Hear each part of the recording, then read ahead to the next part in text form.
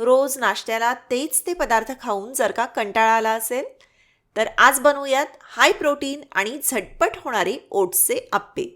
सुरुवातीला 1 cup oats येते मिक्सरवर थोडेसे क्रश करून घ्यायचे. अगदी बारीक करायचं नाही बरं का. मग याच्यामध्ये अर्धा कप रवा घातला, अर्धा कप दही घातलं आणि पाणी घालून छान सरबरीत असं पीठ भिजवून घ्यायचं. झाकून एक 10 मिनिटांसाठी याला ठेवून द्या. आता याच्यामध्ये तुमच्या आवडीनुसार भरपूरशा भाज्या म्हणजे कॉर्न असतील, किसलेलं गाजर असेल, बारीक चिरलेला कांदा, कोथिंबीर हे सगळं घालायचं. चवीनुसार मीठ अर्थातच घालायचं आहे. सगळं छान मिक्स करून घेतलं की आप्पे छान फुलण्यासाठी आणि आतून लुसलुशीत होण्यासाठी खाण्याचा सोडा घातला. छान असं फेटून घ्या. गरम झालेल्या आप्पे पात्रामध्ये तेल सोडलं आहे. थोडं थोडं पीठ चमच्यानं सोडायचं आणि मग झाकण ठेवून मध्यम आचेवर एक 3 ते 4 मिनिटं आप्पे छान वाफवून घ्या. आता यांची बाजू पलटली.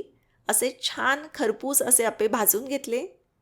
कमी तेलात छान पौष्टिक असा नाश्ता होतो. नक्की ट्राय करा आणि ओट्सचे अजून कोणते पदार्थ जर का तुम्ही करत असाल तर मला कळवायला विसरू नका.